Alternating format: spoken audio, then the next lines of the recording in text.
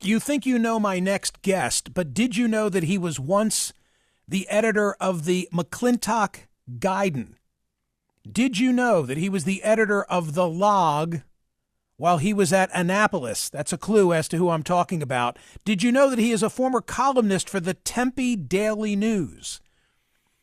Admiral James Stavridis, the former Supreme Allied Commander of NATO, a prolific writer. Who knew since way back in the day? He's got a brand new book out, and I absolutely love it. It's in the same vein as two other of his releases. He's already written The Leader's Bookshelf and The Sailor's Bookshelf, and now The Admiral's Bookshelf. This is Admiral James Stavridis. Admiral, welcome back. It's great to be here with you now talking about the book because I tore through it last week. I really love it. Thank you so much. And as you can tell, it's about one of the great passions of my life. Number one, my wife, Laura. We've been married over 40 years. Number two, the sea. Number three, reading and books. This is a book about the books I truly love and that shaped my life. You have 5,000 books in your collection. Where do you keep them? I have a very large library. The last house we bought in Florida, one of the criteria for the realtor was we have to have a huge library to house 3,000 to 5,000 books. I quickly hit the limit. They're upstairs, second floor. You're officially invited to come to Ponte Vedra Beach and drink single malt scotch with me in my library and take a look around. Yes or no to the Dewey Decimal System? I hate it. What I do in my library, I cluster them by favorites, obviously by author, but there's no particular rhyme or reason. So I've got Margaret Atwood, the great Canadian writer who wrote The Handmaid's Tale, next to Larry McMurtry, Lonesome Dove. Why? Because their writing style is kind of similar. They fit together for me. One other example, I've got Ernest Hemingway all by himself. All of his books that I own, first editions. I have 11 first editions of Hemingway, one signed, Farewell to Arms, and that's in a completely separate area because I think his writing style is so unique. So in this collection, you describe this as 25 books that you say represent the nexus of reading and leading. I just want to know before we go forth with some of the titles, are you saying these are my favorite books or they fit a particular category? A bit of both. If you ask me what are my favorite 25 books, I would probably reply, that's an impossible question. Right. Okay. I could tell you my 100 favorite books, but these are 25 that have deep meaning in the course of my life, and all of them in some way or another connect to the idea of leadership. Admiral Stavridis says in the book, read fast to read slow. What does that mean? It means that there are so many books in the world. Voltaire, the great French reader and writer of the Renaissance, once said the tragedy of life is that you could walk into the French National Library and start reading every book and you would die before you left the first alcove. That's the wonder and the horror of books. There's just too many of them. So what you ought to do is read fast, which is pick up a lot of books, flip through them, look at the book reviews, see what's on the back, maybe even start reading the book. But the minute you feel a book is not giving you a good return on the most valuable thing you own, which is your time, when you hit that point, throw it away. When you do get a book that really captures you, and I hope all the books on this list would capture most of us, then you read it slow. You read it twice, maybe 3 times. I've read several books on this list 3, 4, and 5 times, Michael. That's reading slow. So I have the same approach relative to all the television content. I mean, I need to wind down watching a TV show or a movie, and I feel zero obligation to hang with it if I'm not into it because there's so much other content, as Voltaire would have said. Something I really appreciate from the Admiral's bookshelf. I don't know that I'm going to read all 25 of these books, but I feel like I know them and that I learned. Here are the first 7. The Old Man and the Sea by Ernest Hemingway, The Godfather by Mario Puzo, It Worked for Me, Colin Powell, The Elements of Style by William Strunk Jr. and E.B. White, A Confederacy of Dunces, love that, by John Kennedy Toole, Crusade in Europe by General Eisenhower, The Boys in the Boat by Daniel Brown. And because of the way you treat them and your description, it's as if I took something away from each, even if I don't have the time nor inclination to read them all. Yeah, I think of that as a seminal function of this book is if you haven't read the books on the list, the point is not that you're now obligated to read them. The point is you ought to read the very short essay on each book. You can read about each book in the Admiral's bookshelf. In about 5 to 10 minutes, you can read that chapter. That becomes then a signpost for you as to whether or not this becomes a book that's not on the Admiral's bookshelf, but is on Michael Smerconish's bookshelf. Oh, we're going to get to that, Admiral. Stick around. We'll be getting to my bookshelf in short order. Something that's remarkable about you is your memory, because I have a favorites list, but I don't know where I was in every instance. In your case, with regard to Don Quixote, my first encounter with the novel was when I was a midshipman at the Naval Academy, where the comedy and dark humor of the tale appealed deeply to me. I took a battered copy of the book to sea with me and occasionally dipped into it to escape from the day-to-day grind of sea duty. And you can pretty much do that, Admiral, with every book that you reference. Like, you remember the time, the place, the circumstances, the context. I tend to, and again, this is a function of how my mind works and how deeply devoted I am to the craft of reading.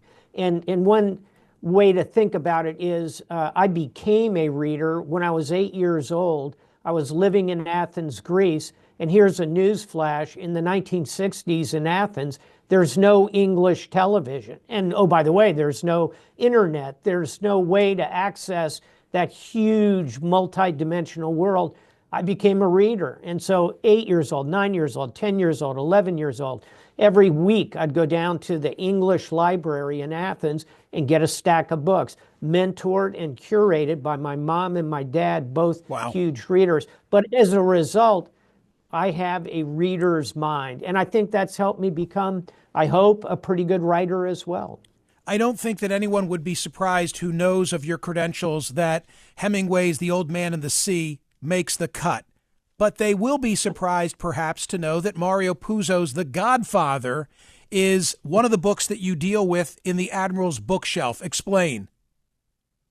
I have always felt one of the great books of leadership ever written is The Godfather. And I could give you 100 examples, but I'll alight on one. When everyone will remember this scene from the movie, I'm sure, when Don Corleone is approached by an outside thug to try and go into the drug business. He sees the anger and the kind of lust of his oldest son, Santino, to get at this. And he says to him, "Don't make the mistake of hating your enemies. It clouds your judgment." Boy, is that a good line for leadership. And so in the Admiral's bookshelf, as you know, that's what I kind of talk about in a couple of different places. Never lose your temper. But in The Godfather, the other lesson of leadership that's so profound is pick the right people. Think about Don Corleone's conundrum. He has this hot-headed, charismatic, brilliant, physically overpowering son, Santino. He has this nebbish middle son, Fredo, who I think he never considered. And then he has the heroic Michael, the war hero, never come into this business. The Don makes the wrong choice at the start of the book. He's got Santino on track to take over the family business. By the end of the novel and the end of his life, Don Corleone knows who the right person is. It's Michael. That's a powerful leadership lesson. I should also explain that it's not as if this book is comprised of book reports. It's you talking about why these books were important to you and then applying the lessons to your own life in a very memoir, self-reflective way. And we learn about a lot about Admiral Stavridis along the way. By the way, I didn't fully appreciate that you'd worked, I should have known, for Secretary Rumsfeld. And there was something in the book relative to Rumsfeld that I'm never going to forget. Him saying A's hire A's, B's hire C's. What does that mean? Yeah, I spent 2 years day for day around Don Rumsfeld. He was Secretary of Defense. I was a 3-star admiral, and I was effectively his military chief of staff. Hardest job I will ever have, all in capital letters. He is a man who moved at a dead sprint. He passed away a couple of years ago. He taught me a lot. He has an excellent book himself of leadership. But that aphorism, A's hire A's and B's hire C's, tells you that self-confident leaders who aren't afraid to have very talented people around them, aren't afraid that their team is going to outshine them. They want the very best people. On the other hand, leaders who are maybe at that B level are a little uncertain about themselves, have a little bit of imposter syndrome going on. They don't want subordinates who outshine them. They tend to hire C's. So the message of Don Rumsfeld is be confident as a leader and hire the very best talent, the best athlete, if you will, that you can put around you. Don Rumsfeld did that in every leadership job of his life. James Stavridis is the former Supreme Allied Commander of NATO. The new book is called The Admiral's Bookshelf. It is his description of 25 books that are significant to him. Now, you don't really play favorites with one exception, and that's with regard to a predecessor of yours, General President Eisenhower. You say his book, Crusade in Europe, is at the top of your list. Why? First, the scale of the book. Think of the mission Eisenhower was given. Overthrow the Nazi regime, drive them out of Europe, reconquer this continent, a scale that involved millions and millions of men and women. It involved thousands of ships off the beaches of D-Day. It involved tens of thousands of combat aircraft. Just the scale of the crusade in Europe to overthrow the Nazis is remarkable in and of itself. And then secondly, think about the difficulty of building the team. You've got to work with Charles de Gaulle of France. You've got to work with your own highly difficult Douglas MacArthur back in the United States. You're dealing with Joseph Stalin of Russia and his generals. You're dealing with Winston Churchill, charismatic, difficult, the most quotable man in history, but he had a lot of his own ideas. What Ike did beautifully in a way that makes any leader just bow down at the altar of Dwight Eisenhower. He could sublimate his own ego, bring those teams together, and accomplish this mission of truly extraordinary scale. That has to have a place on at least this Admiral's bookshelf. Admiral Stavridis, one of the books that you talk about so moved you, so impacted you, that it caused you to question your appointment to the United States Naval Academy. What book and why? You're going to have to give me one more hint on that. Joseph Heller is your hint. Of course, I got it. Thank you. So Joseph Heller wrote arguably the best anti-war novel of the 20th century. It's called Catch-22, and in it, Heller really interrogates this idea of the absurdity of war. And it without dragging everybody through the plot lines, the central character of that novel becomes a profound anti-war pacifist, and yet, by the circumstances of Catch-22, which is a catch in a contract, has to keep on fighting. But the anti-war roots of it, as I was reading it in my late teens, made me really wonder if war was the right profession for me or not. I stayed the course, but great literature can shake your foundations of belief. Catch-22 did that for me. You talk about The Great Gatsby, and you say you were unsure whether to include it in this discussion, in this compilation of sorts, the Admiral's Bookshelf. You also wonder, and perhaps I was reading too much into your analysis as I was reading your book, but you wonder whether the protagonist was a good or bad example of the American dream. I couldn't help but wonder if you were trying to say something about contemporary American politics at the same time. I am very much, and in the moment, the American dream, this idea that you can come from nothing and rise to the very top, is profound and is such a part of our DNA. And yet I wonder in today's world if we are creating a system with profoundly wealthy oligarchs at the top of it who are taking away that ability to really create the American dream. And that's ultimately why I pulled the book onto the list. It's a book about our country and a book about the image that Fitzgerald uses is a green light at the end of the dock at Gatsby's mansion. And he sees that green light and thinks of it as this profound signal to the country. That's how F. Scott Fitzgerald wrote the novel. I wonder if he could write that novel again today. Okay, but were you also trying to draw a contemporary parallel in the way that you reflected on the mysterious millionaire Jay Gatsby when you say, did he legitimately make himself in the ways, imagination, audacity, risk-taking, hard work that we believe are the right ways to achieve our goals, or was his entire persona one big lie and his success achieved in illegitimate, indeed illegal ways? In short, is Gatsby himself a good example or a cautionary tale? Am I reading too much into it?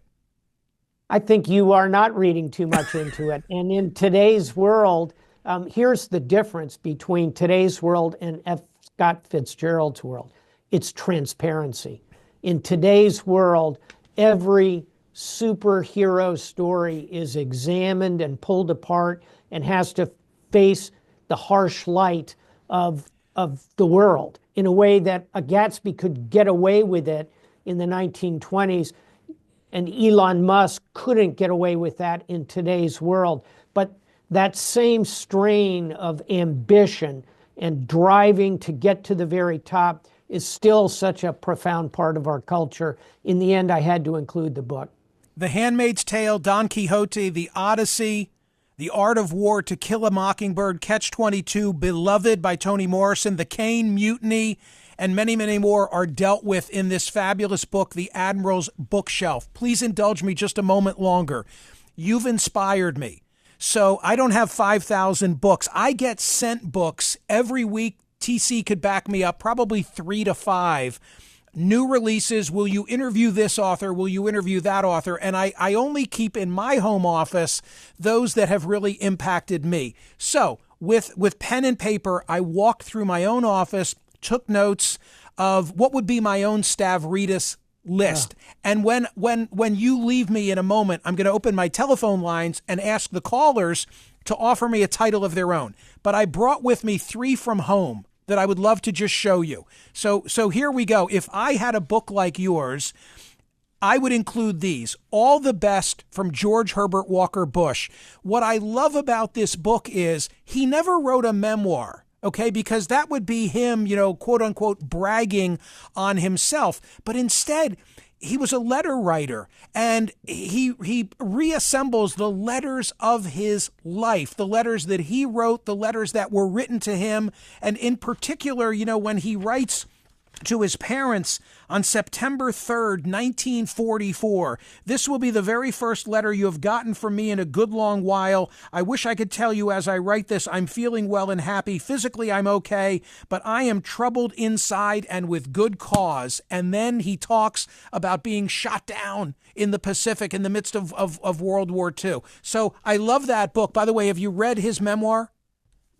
Oh, absolutely. And he is so remarkable and profoundly important to me because, as you know, on a parallel track, I'm writing a series of historical fiction set in the Second World War.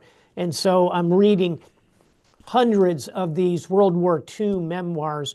They're just beautiful. And by the way, George Bush the second Bush president, has written a very beautiful short portrait of his father that's worth reading in parallel to what you just described. I love that book. And by the way, he was a wonderful writer, pure writer. Beautiful. Like you, very talented. I guess it was the McClintock Guidon. Okay, as Stavridis would say, 2 of 3. Indulge me. Here comes number 2 from the Smerconish list. This is called Act 1, and it's an autobiography of Moss Hart, and perhaps you've never heard of it. It was released in 1959. 2 years later, Moss Hart, the playwright, would die at age 57. This book spent a year and a half on the New York Times bestsellers list, 22 weeks at number 1. How did I get into it? Because on a Friday night, back in the day, working for CNN, when I used to travel to New York solo every Friday, stay over, do my show at the Lincoln Center, this book was brought to life. And I was intrigued, and solo, I went and I bought a ticket, and then I learned more about Moss Hart and the story in the book, and I tracked it down. You can see how great and old mine is. I love this book, Act 1 by Moss Hart. And finally, one more, because you made reference to having a number of books of one particular author. I'm very proud that I have a signed copy of every book that Nelson DeMille ever wrote. My favorite novelist. I also love Jeffrey Archer, but DeMille was my guy. Gold Coast, The General's Daughter, Plum Island, and this is my favorite that I brought in to flash at you on YouTube, Nightfall, where he uses the TWA Flight 800 that went down off Long Island as sort of the context for a fictional story. So 3 entries on the Smerconish list in comparison to 25 on the Stavridis list.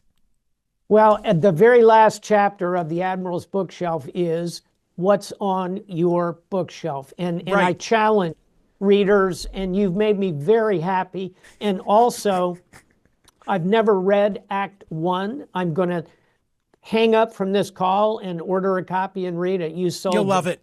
Oh my God, it's such a Horatio Alger story. And by the way, maybe you can see like there's my marked up copy of your challenge in the conclusion. What's on your bookshelf? I challenge you to assemble your own bookshelf. And as soon as I said, I said, that's it. I'm going to walk around with a yellow legal pad and come up with my own list. Congratulations on the book. I hope you can tell my enthusiasm for this project. I loved it. It's great. Thank you, my friend, and happy reading. I'm off to get Act 1 by Moss Hart. Admiral James Stavridis, The Admiral's Bookshelf. Get this book. You'll love it.